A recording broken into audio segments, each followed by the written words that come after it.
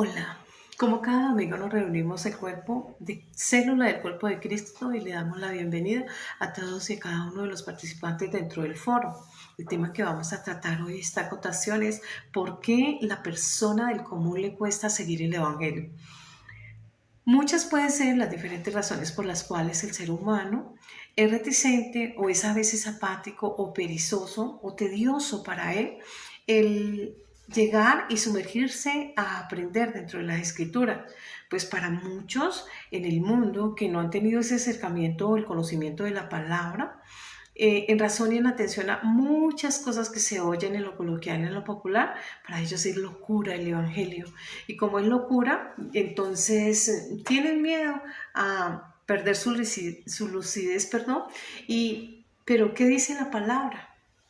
La palabra dice que lo que es locura para los gentiles, el término gentil viene del término gens, y el término gens viene del derecho romano gente. Lo que es locura para la gente del común, para el creyente que está en ese proceso de transformación, de construcción, de conocimiento, de construcción de todo lo que atañe a ese mundo espiritual, es poder de Dios. Ahora bien, nosotros en este orden de ideas, vamos a tener una cita base y la encontramos en Juan 8 del 43 al 45. Reza lo siguiente en el ítem. Dice, ¿por qué no entendéis mi lenguaje y por qué no podéis escuchar mi palabra? Vosotros sois de vuestro padre el diablo, y los deseos de vuestro padre queréis hacer. La tendencia o esa inclinación caída a la desobediencia a Dios. Él ha sido homicida desde el principio y no ha permanecido en la verdad, porque no hay verdad en él. Cuando habla de la mentira, de lo suyo habla porque es mentiroso y padre de la mentira. ¿Por qué no entendéis mi lenguaje? Toda la palabra que son esos 66 libros, ese compendio de libros o biblos en griego, Biblia, ese compendio de profecías que van desde Génesis a Apocalipsis y que nos habla de la voluntad de Dios, pero que nos da el conocimiento cercano a lo que es su pensamiento, a lo que espera el ser humano, a lo que es el propósito del humano, cómo fue creado todo lo que está en este mundo terrenal, de qué manera nosotros debemos administrar y ser buenos administradores, o mayordomos de todo lo que aquí se está enseñando. Es cuando nosotros empezamos a ver que hay un lenguaje que debemos capturar, que debemos captar, que va más allá de leer como cuando nosotros estamos leyendo alguna obra literaria o algún libro interesante o algún libro que por alguna razón nos llama la atención y empezamos a sumergirnos y a desentrañar todo ese conocimiento, y a veces nos insta y nos llama tanto la atención que empezamos nosotros a ahondar dentro del tema que esté en ese momento llamando o enfocando nuestra mente a nutrir de nuevo conocimiento. Recuerden ustedes que nosotros como seres humanos estamos en permanente o en constante aprendizaje. Todo lo que aprendemos está en nuestro entorno, lo aprendemos de terceros, de personas que desarrollan o tienen destreza en razón al conocimiento o a la ciencia, en atención a las diferentes carreras o profesiones, en atención al entorno también estamos aprendiendo. Siempre somos aquella máquina poderosa en la cual nosotros nos disponemos y estamos empezando nosotros cada día a crecer. Pero ¿qué pasa cuando no hay ese interés por la palabra y entonces delegamos a Dios en último lugar? Ya no somos dignos. La palabra dice, no hay dignidad de una persona de esas. ¿Por qué? Porque no valora. Dice en Juan 6:37, todo lo que el Padre me da vendrá a mí, y al que a mí viene yo no le echo fuera. Es decir, que el Padre pone en el corazón de cada ser humano el querer como el hacer, produce esa sensación e insta al ser humano y le da esa voluntad, le estimula a que el ser humano empiece a buscar ese crecimiento o esa elevación espiritual. Cuando una persona no siente eso es porque el Espíritu de Dios está dormido y entonces ya está haciendo mella el mundo en esa persona, y ya la brecha de distancia entre Dios y la persona está lejana, ya la persona es apática, ya la persona no entiende el lenguaje de Dios o no le interesa, o es tan egoísta que pone su interés personal sobre la voluntad de Dios. En fin, muchas pueden ser la cantidad de razones o excusas la cantidad de expresiones que se ven a la hora de hablar o decirle a una persona por qué le cuesta tanto seguir el Evangelio. Al incrédulo le cuesta por ignorancia, porque cuando una persona no ha tenido un acercamiento a lo que es la palabra o un acercamiento a esas vivencias espirituales, porque cada hombre o cada mujer que empieza en el trasegar de su vida y se apertura, abre su corazón y dispone su mente a ese aprendizaje y a hacer esa esponja para absorber todo aquel conocimiento que procede de Dios, entonces empezamos nosotros a mirar la importancia de que la persona tenga esa guianza, ese acompañamiento. Él dice que es nuestro Padre y dice que como es nuestro papá, Él va a tener un acompañamiento permanente que no prescribe. ¿Por qué? Porque va todo el trasegar de la vida del ser humano en un acompañamiento como el buen padre de familia frente a su hijo que está al cuidado, para enseñar, para adiestrar, para adoctrinar, para guiar, para exhortar, para disciplinar. Dice la palabra y muchas personas dicen, no, pero es que Dios no castiga. Dios es amor y Dios como Dios es amor, pues Él no va a castigar. Pero también dice en Proverbios, ¿qué dice en Proverbios? Proverbios dice que el padre a quien su hijo no corrige, aborrece. Disciplinar en el término espiritual es empezar a apretar aquellas cosas donde las personas están empezando a desviarse, en atención a la distracción, al egoísmo, a la malcrianza, en razón a la necedad, a la terquedad, a la testarudez, en razón al orgullo, a la arrogancia, a la soberbia. Muchas pueden ser las razones que a una persona le impiden estar dentro del Evangelio y pasan a ser meros escuchas o personas que están ahí como muertas en vida.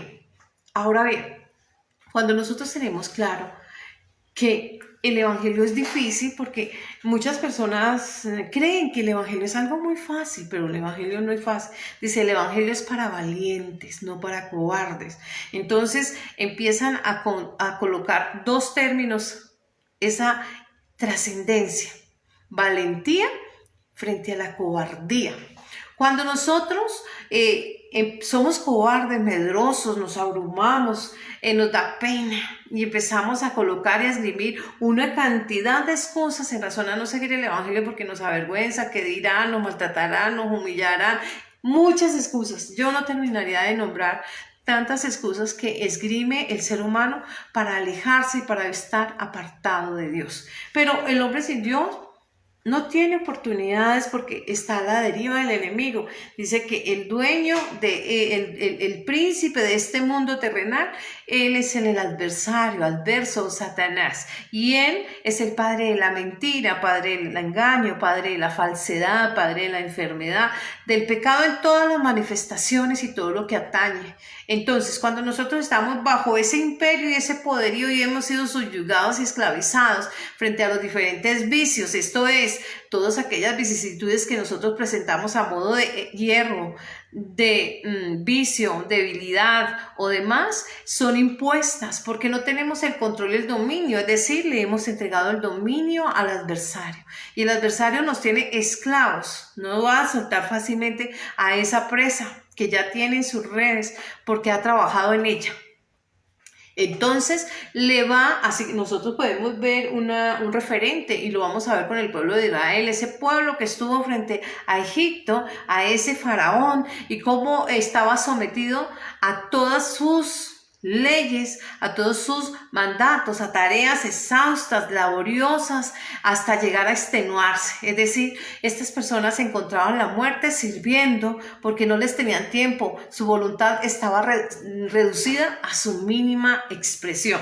Y eso sucede cuando nosotros somos esclavizados o somos capturados por aquellos vicios. Ejemplo, los celos, la contienda, la tristeza, la egolatría, el egocentrismo, vicios como los psicotrópicos, vicios como el cigarrillo, el alcoholismo, la pornografía, la prostitución. No terminaría de nombrarle la cantidad de vicios con el cual el hombre es capturado por el pecado. Sin embargo, estas cosas van a impedir que nosotros no entendamos el lenguaje de Dios y Él es nuestro Padre. Y cuando Él nos da esos mandados mandatos o mandamientos no es otra cosa que el mandado de lo que nosotros debemos realizar en la comisión de algo. No adulterarás, no fornicarás, etcétera. Son mandados que se nos delegan a nosotros a modo de comisión y que nosotros, en atención a ser obedientes, en atención a tener esa identidad, esa ciudadanía, porque nos sabemos identificar con Dios. Pero si nosotros estamos un pie aquí en la fe y otro pie en el mundo, váyase para el mundo porque no está haciendo nada. Siempre, en toda contratación, cuando nosotros estamos hablando de contratación, pacto, alianza, matrimonio, contratos, estamos hablando de acuerdos de voluntades en los cuales nos vinculamos, una o dos partes o más, nos vinculamos para hacer una labor, una tarea, un destajo, para hacer algo. Entonces hacemos esa alianza en el matrimonio. Nos aliamos, nos asociamos con una persona para que sea nuestro compañero de proyecto de vida en atención a la formación de la familia. Esto es para multiplicarse mediante los hijos, para acompañamiento, para todo lo que delega la figura del matrimonio, trabajo, compromiso, mancomunado, etc. Cuando nosotros estamos hablando de ese maridaje con Dios, es decir, estamos hablando del Evangelio de Jesucristo y aceptamos nosotros a Cristo como Señor y Salvador, porque Él dice, todo lo que el Padre me da, a mí viene.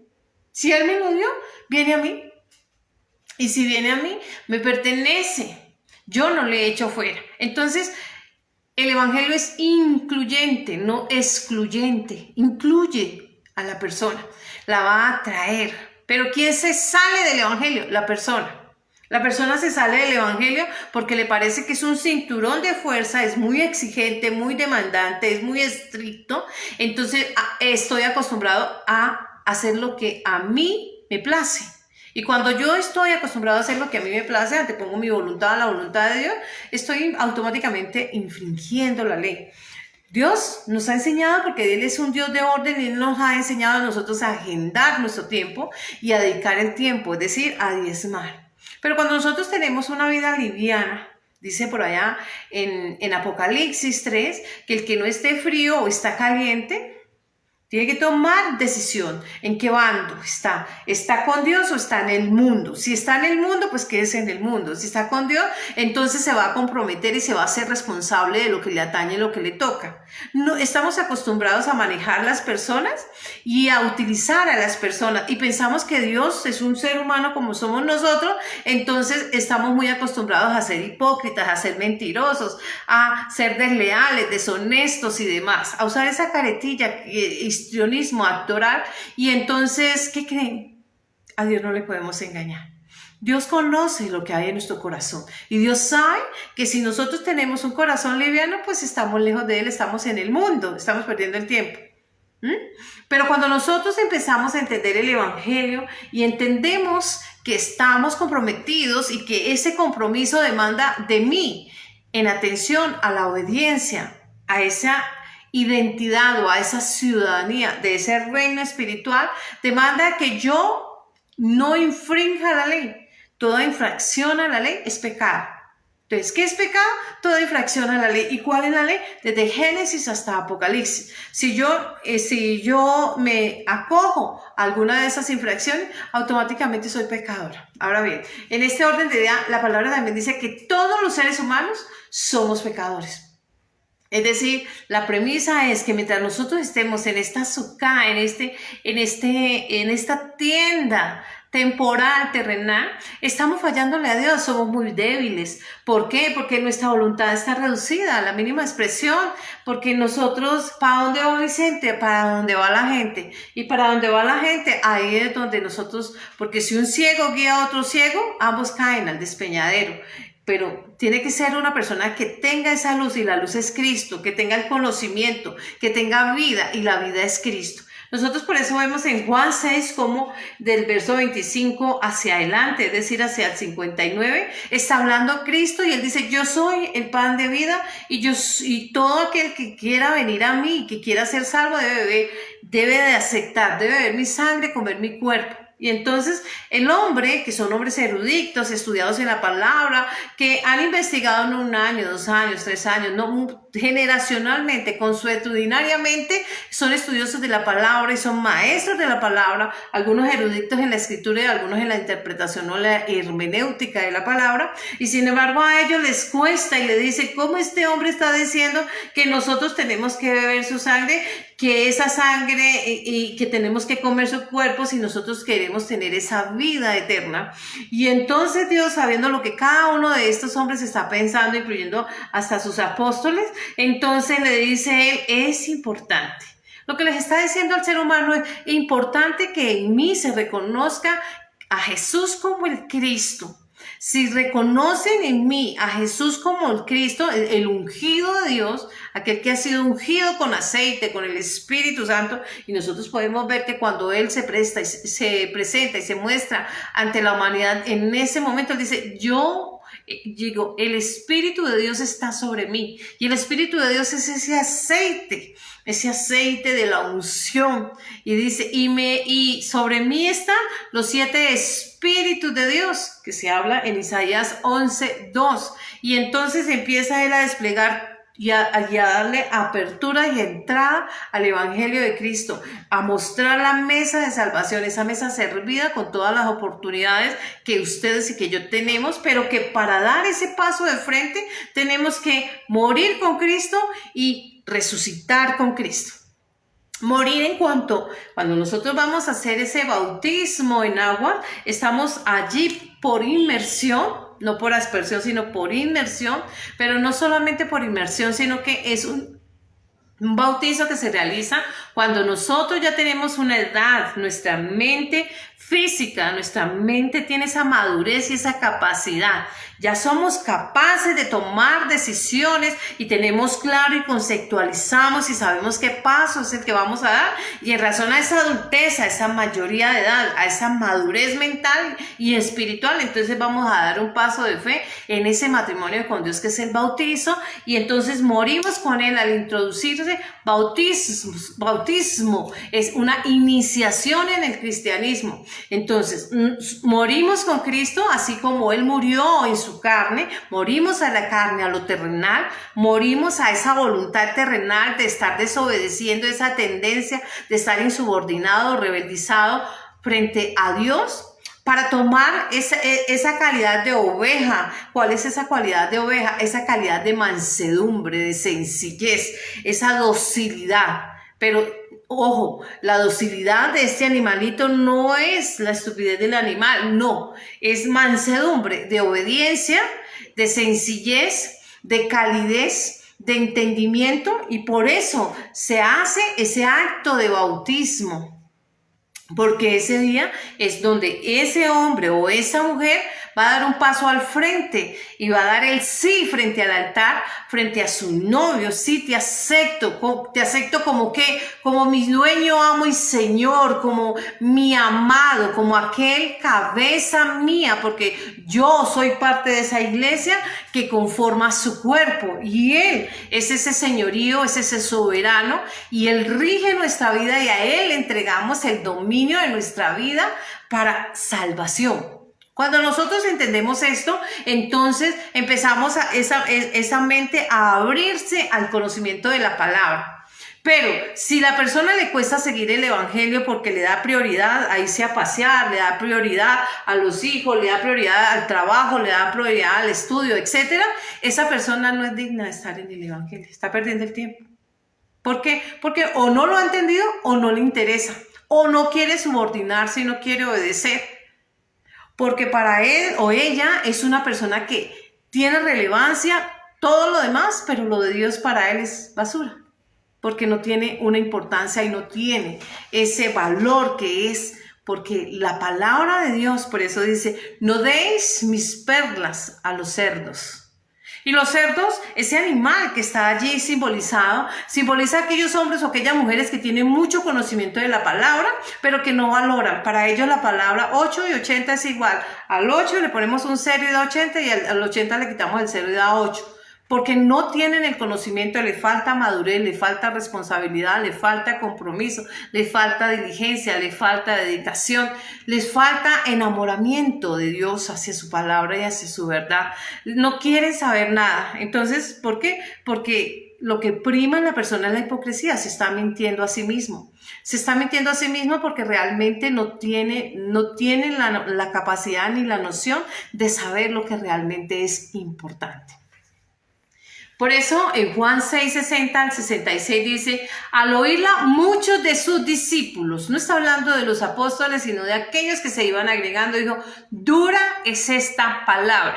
La palabra de él, de salvación y de redención que le dice, ay que yo soy su Señor y deben morir conmigo y vivir conmigo y se deben de comprometer porque yo ya hice la parte importante que es dar mi vida. No me quitaron ustedes la vida, yo la puse y la vuelvo a tomar para darles vida. Ustedes conmigo resucitan. Ese es el gobierno de Cristo, esa es la soberanía de ser Rey de Reyes, Señor de Señores. Nosotros pues tenemos que entender que la dureza de esa palabra no significa, porque aquí no se está hablando de canibalismo ni nada por el estilo, se está hablando metafóricamente de la aceptación de esa palabra que este hombre, de ese pensamiento, de esa hermenéutica que le está aplicando a la ley. Nosotros a esa ley antigua le llamamos el Antiguo Testamento y él está aplicando hermenéutica de todo lo dicho a través de los profetas que apuntan hacia Cristo. Todo apunta hacia la redención, hacia la salvación, hacia la reconciliación del ser humano con Dios. Porque el ser humano sin Dios está representado en ese hijo pródigo que va y le dice a su papá, bueno, deme lo mío porque yo tengo que ver y tengo que vivir.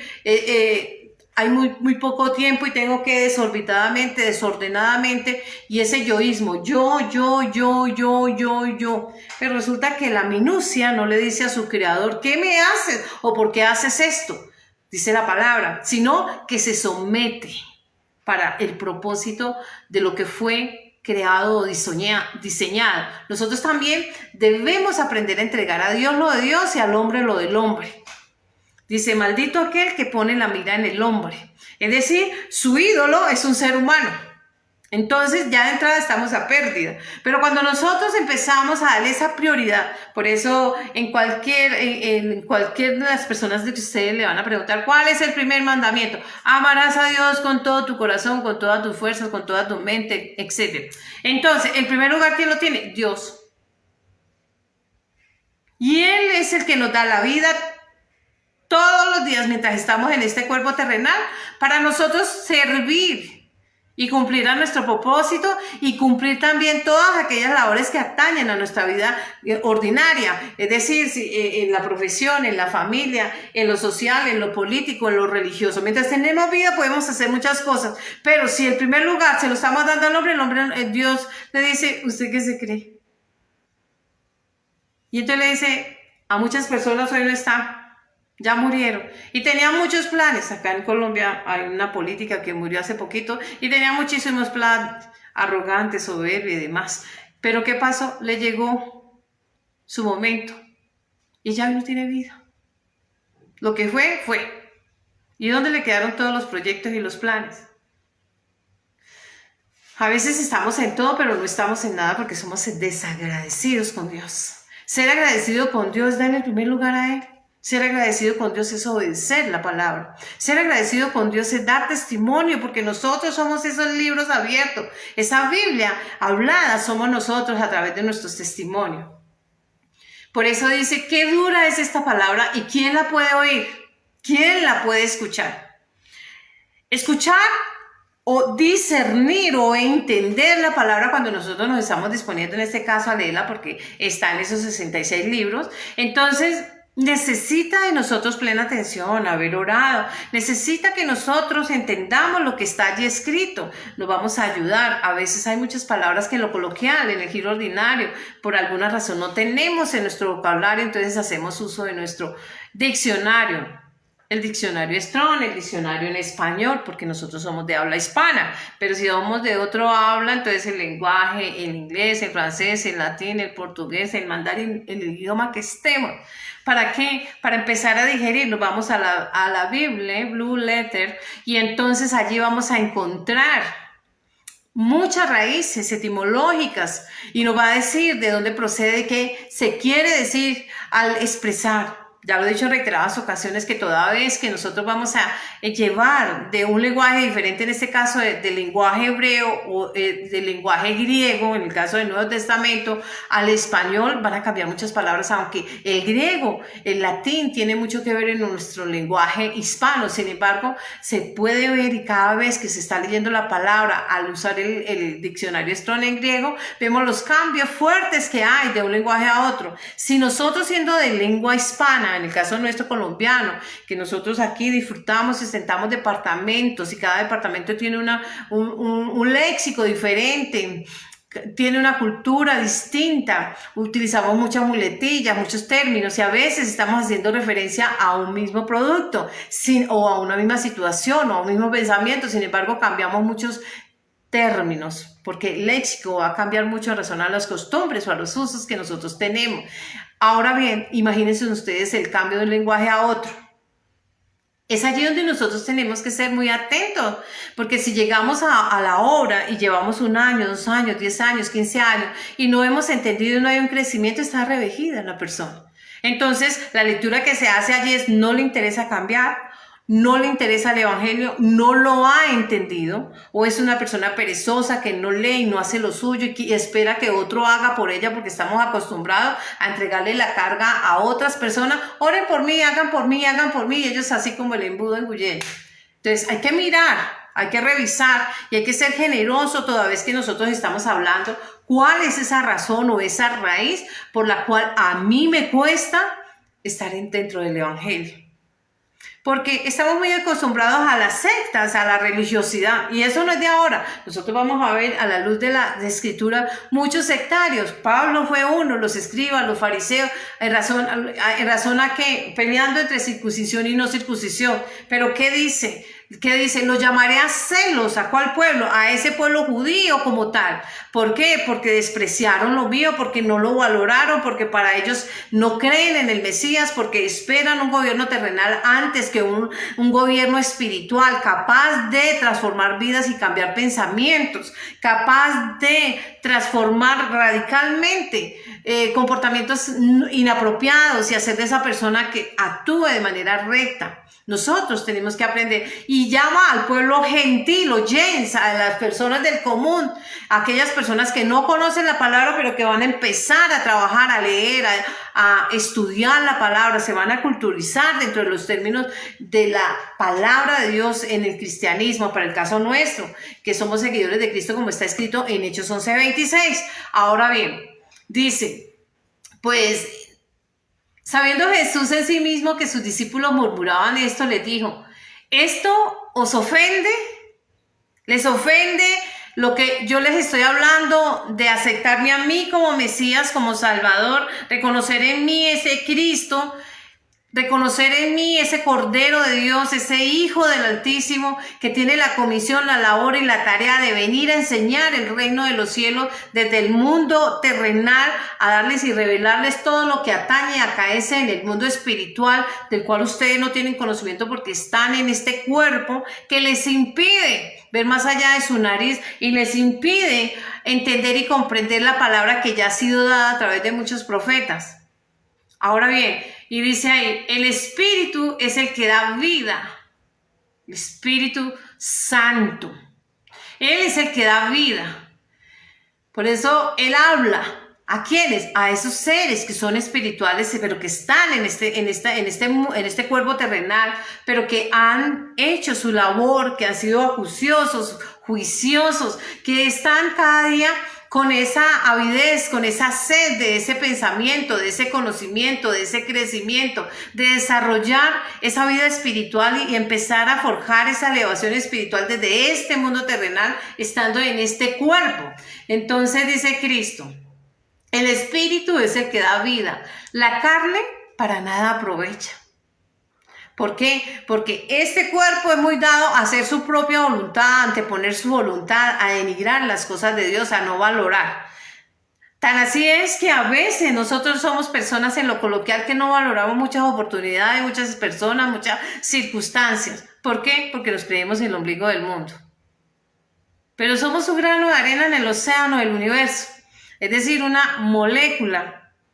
Y siendo así, tan arrogantes y tan soberbios, porque pensamos que nosotros fuimos los que creamos a Dios. Pero dice Salmo 103, verso 5, a través del profeta David, dice que nosotros no nos creamos a nosotros mismos, hemos sido creados y la creación toda habla de esa majestuosidad, de ese poder, de ese Dios omnisciente, omnipresente, omnimodo y omnipotente. Ahora bien, la carne de nada aprovecha. Las palabras que yo les he hablado, ¿cuáles palabras? Desde Génesis, Apocalipsis, ahí está la voluntad de Dios. La voluntad de Dios es esa, está desde Génesis, Apocalipsis. Por eso le decimos Nuevo o Antiguo Testamento. Hay un legado. No uno subroga al otro, o no uno anula al otro, sino afirma, afianza esa voluntad y es una voluntad que está allí vivita. Ella no prescribe, no tiene vencimiento de términos. Ahora bien, nosotros como personas gentiles debemos saber que no que somos los mejores, porque hay muchos que se creen los mejores en razón al judaísmo, otros se creen mejores en razón al cristianismo, en fin, como colores políticos, no. El ser humano en todas las culturas, en todos los idiomas, en todos los rincones de la tierra, es un humano más. Tenemos connotaciones distintas en cuanto al pensamiento, al lenguaje. Tenemos connotación diferente en cuanto a la posición económica, política, religiosa, quizá. En atención a cualquiera de las razones que cada uno vaya escalando. Pero en la vida espiritual es un humano. Por lo cual, si nosotros tenemos claro, somos sencillos, somos obedientes, somos personas que obedecemos, entendemos y nos disponemos a hacer lo que atañe a cada uno, le damos la entrada y aperturamos y nos dedicamos y nos esforzamos a aprender, a desentrañar o a desenmarañar o a desmadejar aquel sentido de aquella palabra, porque se va a sustanciar, a exprimir cuál es el sentido y cuál es la intención cuando Dios dijo tal cosa, en qué estaba pensando y a quién va dirigido, cuál es el remitente de esa ley, en fin. Nosotros así y solo así podemos entender la palabra porque nos hemos dedicado, nos esforzamos y sabemos que es importante que nosotros entendamos. Es importante que nosotros empezamos a trabajar, en vez de murmurar y en vez de criticar y en vez de estarse haciendo señalamientos, vamos a trabajar en nuestro interior, en nuestro pensamiento, la construcción de nuestro pensamiento, la construcción de nuestro carácter, la construcción de nuestra manera de hablar, etc. Nosotros así, por eso somos constructores. Cuando nosotros vamos al libro de Génesis capítulo 2, verso 7, vemos que cómo ahí nos narra la historia de cómo inicia el ser humano y inicia Dios formando, haciendo una esfinge, una figura humana y insufla hálito de vida, espíritu de Dios o el Espíritu Santo que lo hace un ser viviente. A ese ser viviente con capacidad de raciocinio, capacidad de aplicar esa lógica, ese procesamiento y demás. Capacidad de hablar, de expresar sus sentires, sus emociones, capaz de expresar sus pensamientos, los likes, los dislikes, etc. Entonces, nosotros pues debemos aprender que tenemos la dependencia de un Dios vivo de poder que nos permite, no somos discrecionales, a tal grado de que, les decía hace un rato en el inicio de este discurso, las personas no saben la fecha de vencimiento, es decir, el término de días por el cual está en este mundo terrenal. A trasegar. Pueden hacer muchos planes y pueden ostentar poder político, religioso, económico, etc. Pero no es dueño de sus días. El que le pone término a los días del hombre se llama Dios con todas sus letras mayúsculas, por favor. Entonces, dice, las palabras que yo os he hablado son espíritu y son vida. Pero hay algunos de vosotros que no creen. Entonces, la persona le cuesta seguir el evangelio porque no cree en el evangelio y no le cree a Jesucristo. Y le va a costar seguir el evangelio porque piensa que él cree a Dios y entonces él interpreta y él... No, es un grano de arena, una minucia. Como el día de ayer que pasó, hace un segundo pasó y ya nadie se acuerda. Porque así como cuando una persona hace el paso por esta vida, ya después nadie se acuerda. Fenece con su gloria, su orgullo, su altivez, sus pensamientos. Y de lo que tenga aquí material, bienes mostrencos o bienes materiales o bienes intelectuales o belleza o prestigio, todo muere con él. Así pues que no debemos desconcentrarnos y debemos de fijarnos en aquello que tiene tal trascendencia y tal relevancia como que el espíritu nuestro, la elevación de nuestro espíritu, el crecimiento, desarrollar el conocimiento. Somos más que un pedazo de carne que hoy está y mañana fenece. Somos nosotros esas personas creadas como criatura o creación de Dios. Y como criaturas suyos, entonces estamos sometidos y dependemos de ese Dios, porque Él nos da espíritu de vida. Y Él debemos aprovechar cada instante y cada minuto de nuestra vida. Por lo cual, a estas personas les parecía difícil creerle al Mesías, lo tenían ahí al frente, conocían el color de su voz o la tesitura de su voz, el color de sus ojos, de su cabello, las cualidades y demás. Ahí los tenían al frente y sin embargo les costaba. La arrogancia, el orgullo, la soberbia, la altivez, la desobediencia, el pecado, etc. La incredulidad, la duda, no terminaría de decirle todo aquello que a una persona le impide creer y seguir en el Evangelio y obedecerlo. ¿Cuán difícil es obedecer? Nosotros no podemos hacer con Dios como cuando hacemos con las personas que nos arrimamos hipócritamente y las utilizamos y cuando ya no sirven las mandamos al cesto de la basura y no nos acordamos. Tenemos que pensar. Ahora bien, porque Jesús sabía desde el principio quiénes eran los que no creían. Él lo sabe, Él es Dios, sabe todo. Entonces, a Él no le costaba ni le parecía difícil saber o entender cuáles de ellos no creían y no recibían en la palabra. ¿Por qué? Porque les costaba. Y dice, por eso os he dicho que ninguno puede venir a mí si no le fuera otorgado por el Padre. La gracia de Dios, por eso dice la palabra, no por obras, para que nadie se vanagloríe. No es mérito humano, es que yo soy Santa Teresita de Jesús y me pongo acá, no. Es poder de Dios y la gracia, el mérito lo hizo Jesucristo y el mérito, Él es la gracia, esa gracia que nosotros buscamos, esa gracia con la cual nosotros nos arropamos, nos vestimos de gala porque su sangre tiene el poder de borrar toda transgresión, pecado. Confeso o no confeso del presente o del pasado, todo pecado que nosotros pueda ser esgrimido o exhibido en esos tribunales celestiales, Él lo borra a través de su sangre.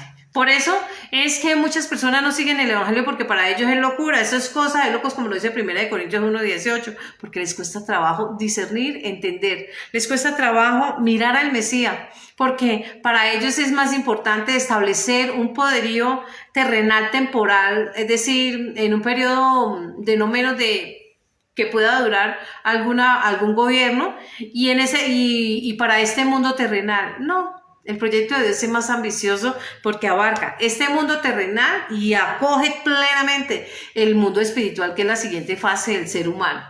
Nosotros pues tenemos que aprender que todo lo que nosotros tenemos nos ha sido otorgado previamente por el Padre. Y Él es quien nos hace a nosotros discípulos, alumnos, nos enseña a nosotros y produce en nosotros el querer como el hacer, el querer obrar en obediencia, el querer nosotros hacer la voluntad de Dios y someternos a ese reinado, a ese gobierno, a esa monarquía. Ahora bien, vámonos a Romanos 3, del 9 al 18. Dice lo siguiente.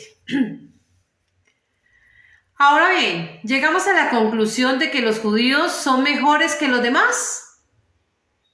Para nada, responde la misma escritura.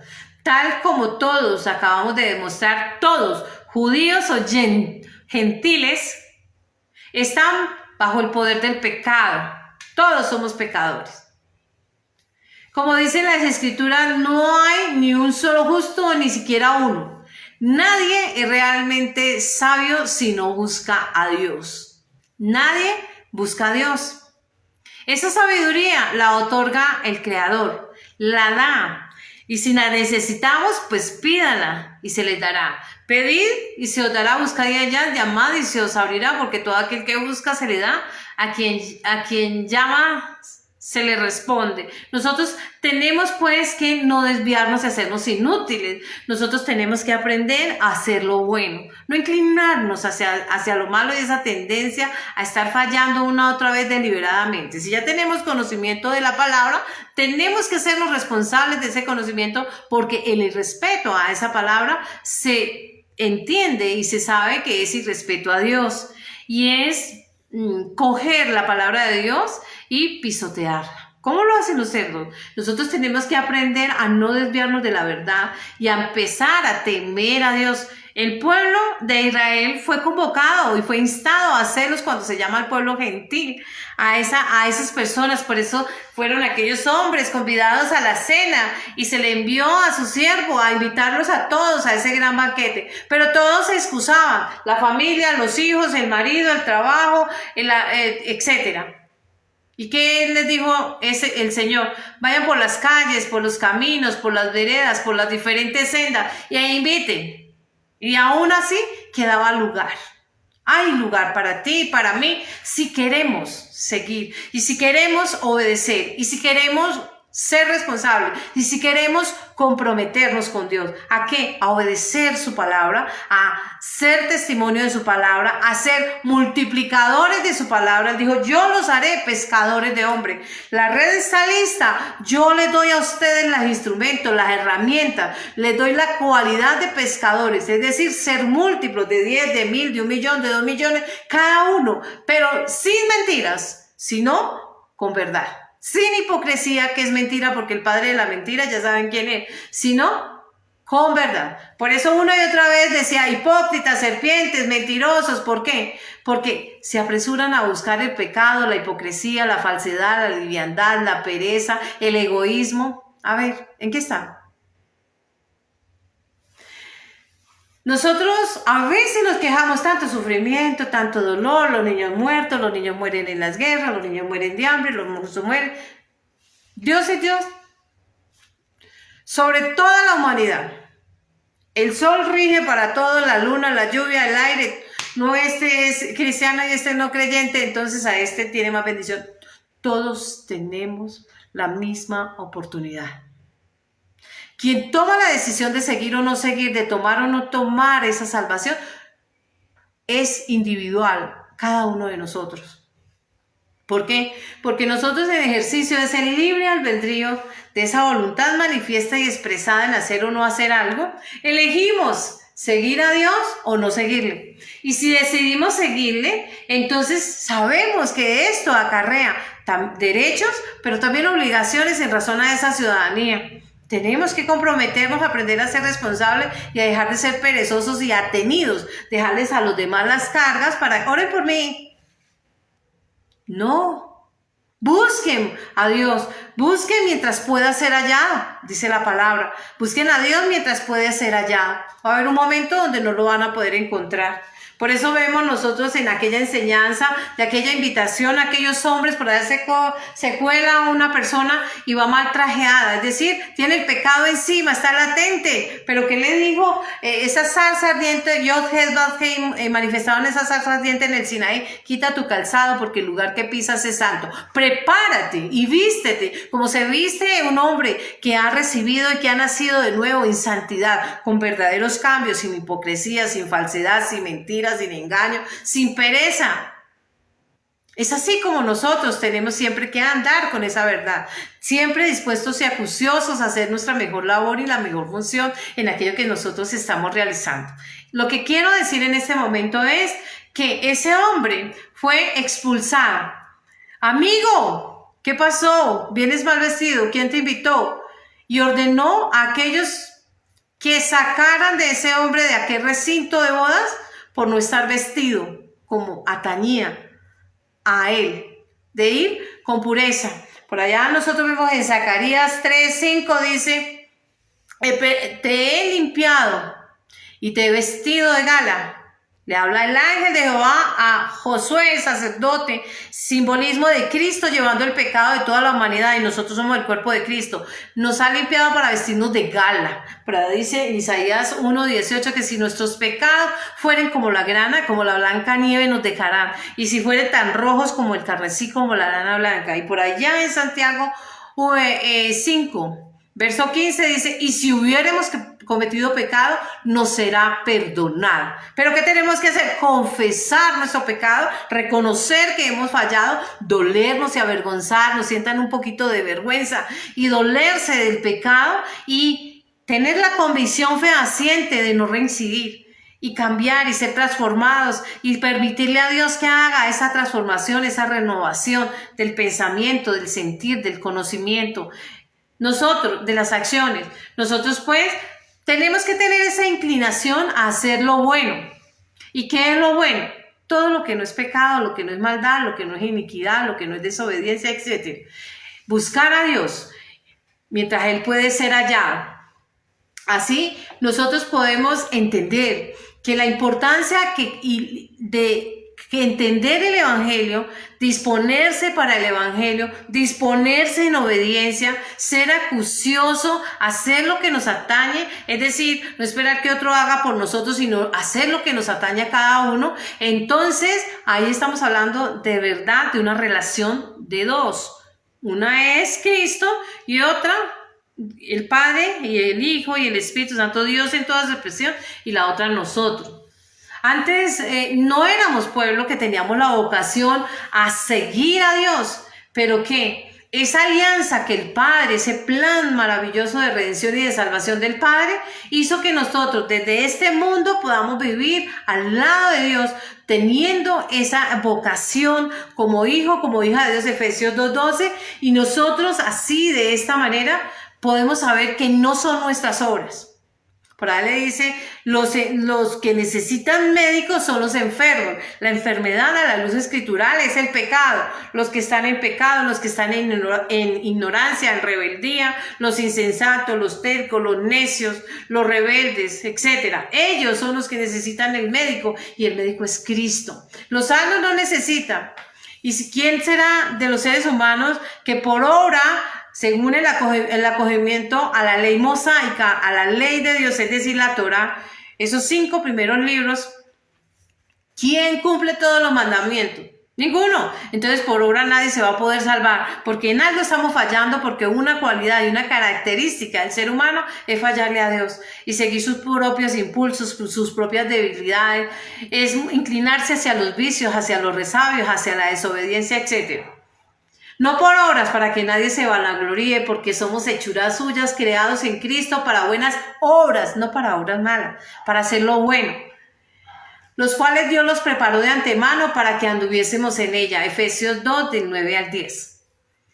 Entonces hoy podemos entender que muchas personas les cuesta seguir el Evangelio porque no se disponen, no les interesa conocer, creen que es un cinturón de fuerza que demanda mucha responsabilidad y es muy difícil, considera que están muy jóvenes y no han vivido la vida y la quieren vivir desbocada, desordenada, están acostumbrados a violentar toda clase de leyes, pero donde hay desorden y caos, el rey de ese mundo es otro. Y si les llega el momento de su muerte, pues ya saben para dónde van a ir, ya tienen allá las acciones y tienen el equipaje listo por ahí.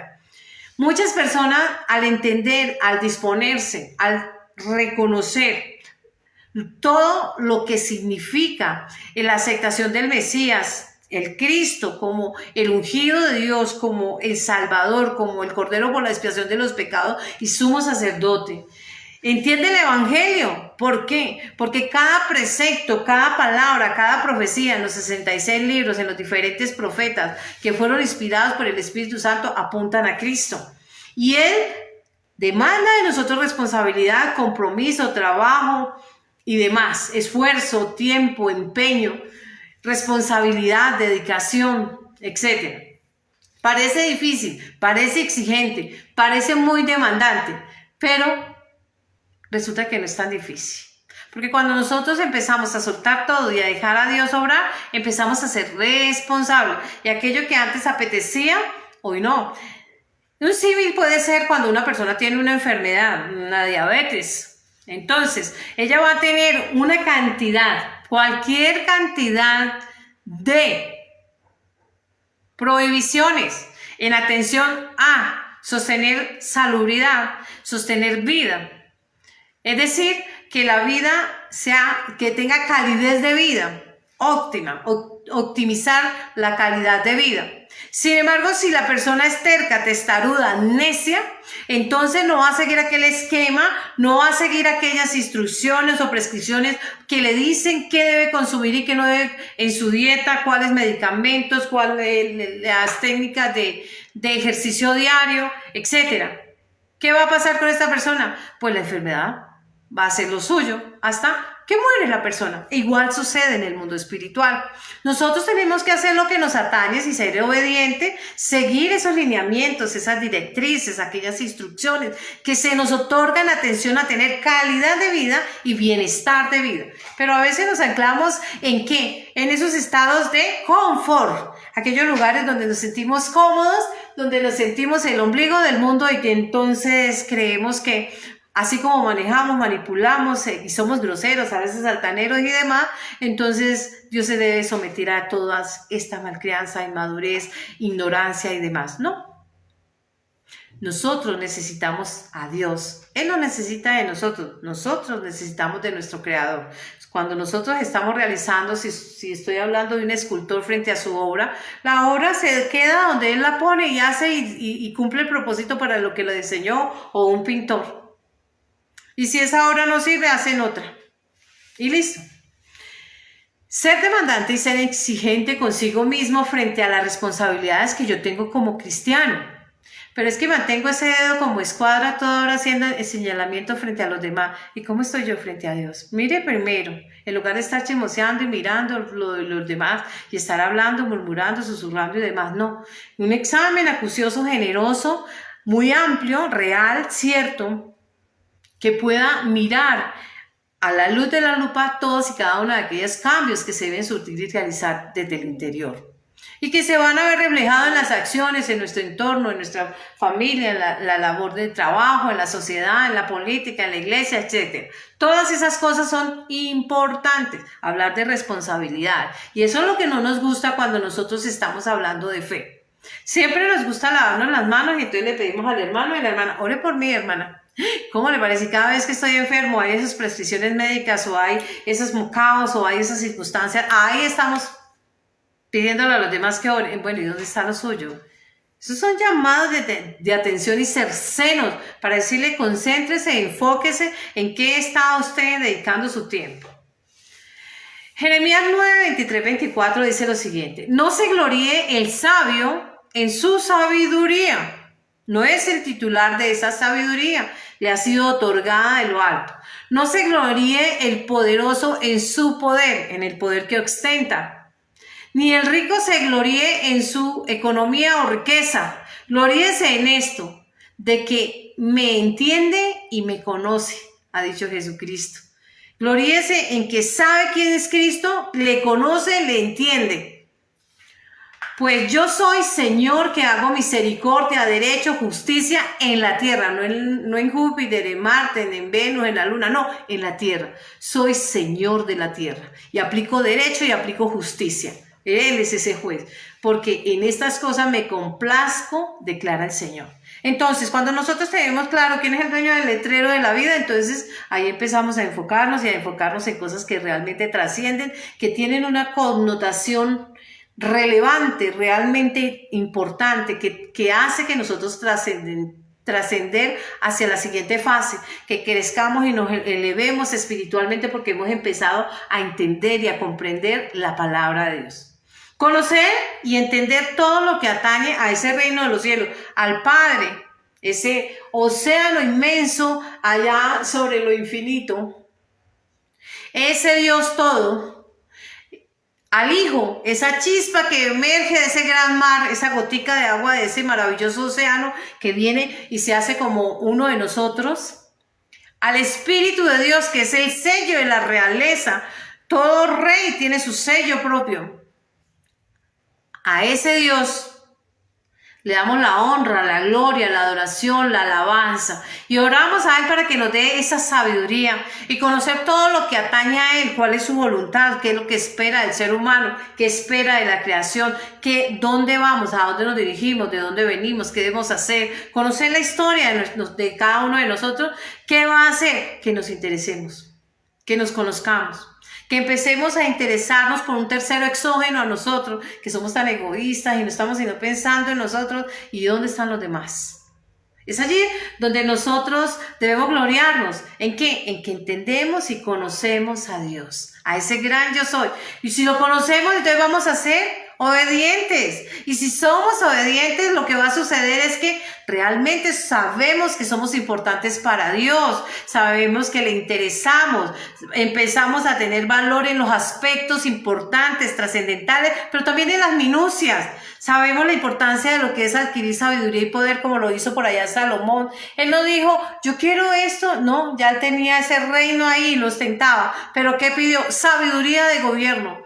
Pero le faltó sabiduría para gobernar sus propios pensamientos, su propia voluntad, sus propias decisiones, para ser obediente a Dios, para saberse someter a la palabra de Dios. Sabiduría para realizar el propósito de Dios en su vida. Nosotros, pues, poder, riqueza y todas esas cosas vienen por añadidura. Buscad el reino de Dios, su justicia, y lo demás viene por añadidura. Hemos entendido y hemos comprendido que Dios es el que le da valor a nuestra vida, a nuestra persona. Es esa plusvalía, ese más. Él es el que nos embellece, nos da conocimiento, nos da sabiduría, nos da vida, nos da poder, nos da oportunidad. Por eso cada vez que hay un nuevo amanecer le damos gracias, Señor, por un día más de vida. Gracias, Señor, por educarme, adiestrarme, formarme, instruirme, exhortarme. Gracias, Señor, porque me complazco en buscar y en conocer de ti, en saber todo lo que atañe a mi Señor, en agradar, porque eres mi rey. Esa novia ataviada, esa reina de ese rey va a estar siempre subordinada a su Señor. Por eso es que a veces no entendemos el evangelio y hacemos cosas que están desatinadas. Un símil es cuando nosotros creemos que somos el centro del mundo y la vida nos confronta con toda esta verdad. Eso no más. Te acoplas. El mundo gira por igual valor, igual derecho sobre todas las personas. No hay uno que valga más que otro.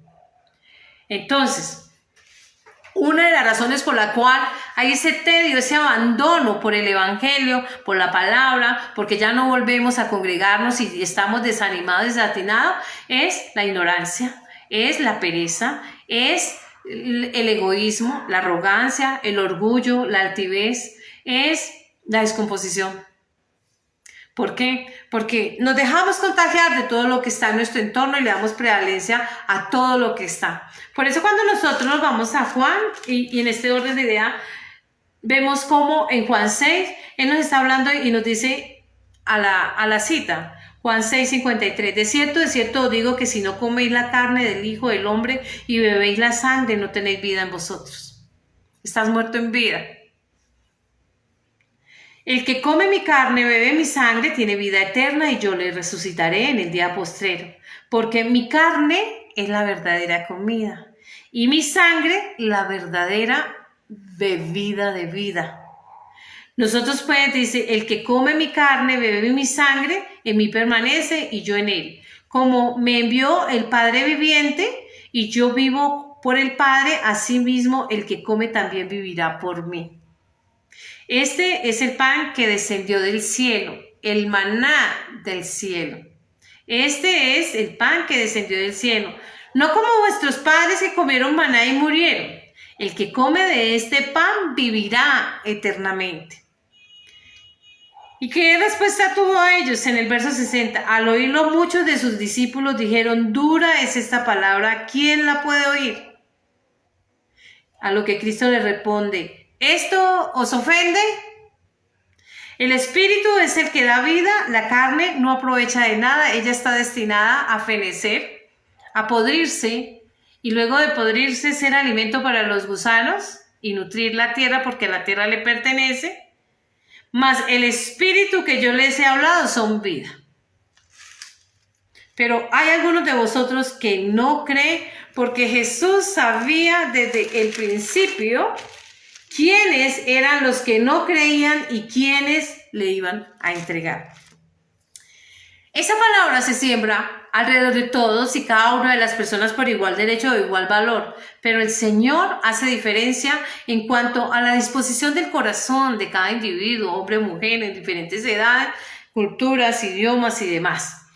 Y nosotros lo podemos ver en la parábola del sembrador. Cuando nosotros nos vamos a Lucas 8 o a Mateo 13, del 1 al 15, dice lo siguiente en el Lucas 8, y vamos a leer del verso 4 en adelante, y dice que había una gran multitud, y dice, el sembrador salió a sembrar. El Mesías vino a sembrar su palabra, vino a sembrar la fe en cada corazón, en la resurrección, en la salvación, en el perdón de los pecados, en la vida eterna, del conocimiento de Dios. A eso Él es ese sembrador, y vino a sembrar esa enseñanza, a escribir con letra de su dedo en las tablas de nuestra mente y atesorar en el alfolí de nuestro corazón, en esa arca, ese maná que es Cristo, el pan enviado del cielo, la ley, las 2 tablas, la palabra de Dios, la vara que reverdeció de Aarón, Cristo resucitado, a dar conocimiento de esa trípode sobre el cual descansan los cimientos de este mundo terrenal. Y si nosotros vemos y aprendemos eso, entonces lo oculto ya ha sido manifestado porque conocemos a ese Dios, y si conocemos a ese Dios debemos saber qué debemos hacer, cómo, para qué y dónde. Esa manera de actuar y de obrar. Pero ¿qué dice ahí? Una parte cayó junto al camino y fue hollada por las aves del cielo. Una parte se soslayó, se dejó de lado porque los demonios vinieron, hicieron lo suyo, son las aves del cielo, y quitaron la fe de la persona. En el momento en que la recibe, puede que la reciba, pero así como la reciba, así mismo declina esa fe, ese interés, esa dedicación, ese esfuerzo. Sin embargo, dice, otra parte cayó sobre la piedra y nacida de seco. Es decir, que esa semilla empezó a enraizar, pero esa raíz no encontró asidero. ¿Por qué? Ella se ramifica en la tierra y es allí donde tiene su sustento, su soporte, se arraiga. Pero al estar en la piedra no va a encontrar ese sustento. Entonces no hay humedad, no hay un alimento, no hay un interés, no hay una lectura, no hay disposición, no hay compromiso, no hay gozo al recibir ese alimento. Y entonces vemos por allá a una mujer que no tenía la vocación y estaba buscando el milagro para su hija, y frente al Mesías le dice: maestro, sana a mi hija. Le dice: deja que los hijos coman de la mesa. Automáticamente dice: la mesa es la salvación. Pero ¿qué? Los perrillos también comen lo que caen de las sobras de la mesa de su Señor. Bendito el nombre de mi Señor Jesucristo, porque ellos sí saben el valor de la palabra de Dios y de la sed de la palabra y el alimento que nutre el espíritu y que da conocimiento y que le da el raciocinio y que quita lo irracional, lo inapropiado del hombre para volverlo un ser racional, para volverlo un ser temeroso, para volverlo una persona amante y temerosa de Dios, en obediencia. Temor a Dios es obedecer a Dios, es honrarle con el buen comportamiento y el buen testimonio. Allí es donde nosotros empezamos a encontrar la importancia de conocer esa palabra. Esa piedra no encontró asidero porque el corazón estaba recrudecido, endurecido como una roca. Nosotros vemos a David enfrentando a Goliat. ¿Y cómo lo enfrentó? Con una piedra lisa. ¿Y cuando una piedra es lisa? Cuando ha rodado y se ha golpeado una y otra vez en el agua y ha ido de un lugar a otro y ha deambulado de un lugar a otro hasta que hay ese desgaste por el agua, por la palabra, que hay ese desgaste por la circunstancia, la situación, que hay ese desgaste por la dificultad y demás. Ahí esa piedra se vuelve lisa, y esa piedra lisa venció ese Goliat que le estaba diciendo a todo un ejército con su pie de fuerza, hombres de guerra, adiestrados en campo de guerra, con estrategias, con armadura de punta y todo lo demás, le dijo: tú vienes a mí con espada, lanza o jabalina, mas yo vengo contra ti en el nombre de Jehová de los ejércitos, el Dios de los escuadrones, a quien tú has provocado. Él te entregará hoy en mi mano y yo te venceré, y toda la tierra sabrá que hay un Dios en Israel. Bendito el nombre de nuestro Señor. Y nosotros, esa piedra tiene que ser desgastada. Puede que estén enojados, frustrados, amargados, resentidos, pueden que estén enfermos, pueden que estén angustiados, pueden que estén débiles, etcétera. Cualquiera sea la circunstancia que endurece su corazón y lo convoca a la incredulidad, porque le dificulta el ver los milagros, las señales, los prodigios de Dios. Quiten ese Goliat de ahí y pídale a Dios que le dé un corazón de carne, contrito y humillado, temeroso, obediente, capaz de hacer la voluntad de Dios y de someterse a la voluntad suya. Eso es lo que debemos de pedir para que Dios nos dé. Pidan y se os dará, pero pidan y pidan en abundancia, porque Él nos da de manera remecida, en la abundancia, sobreabundancia. Bendito el nombre de nuestro Señor Jesucristo. Y dice la palabra: otra parte cayó entre espinos que nacieron juntamente y la ahogaron.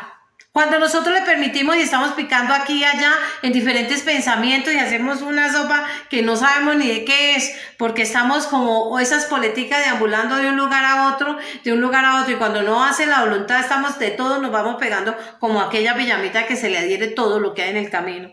Pues, ¿qué va a pasar? Ahoga la palabra, porque da cabida a la duda. Cada vez que se le abre una grieta al enemigo, él aprovecha esa grieta y automáticamente exhibe un derecho para poder acabar con la fe, como lo dice en Génesis 3, cómo atacó la duda de la humanidad, con la fe de la humanidad con la duda.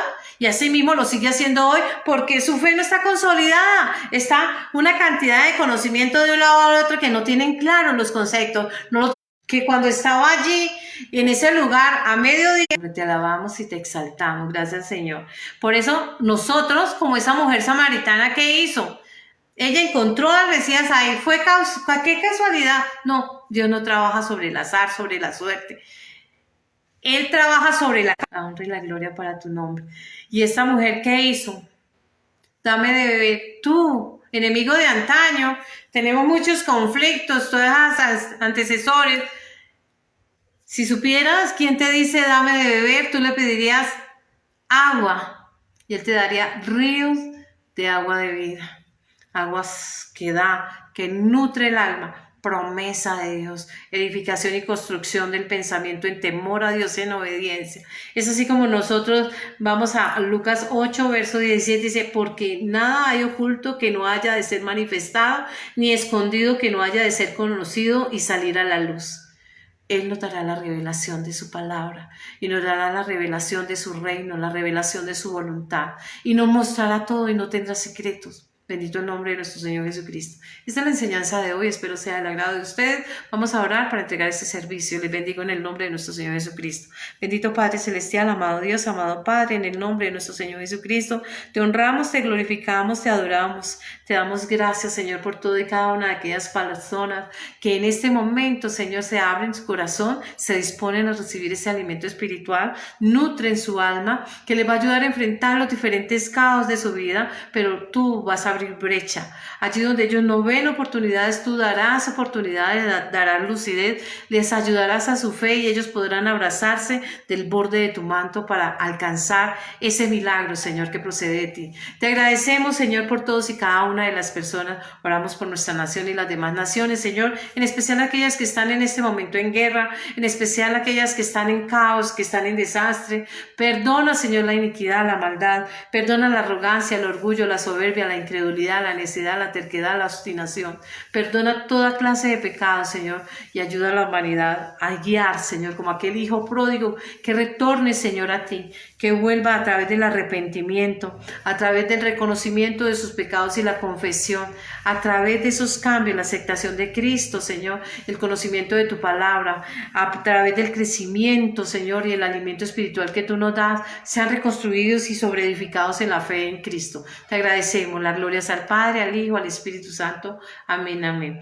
Ofrezco disculpas porque se cayó la señal en 2 ocasiones, pero aquí estamos en la brecha. Dios les bendiga.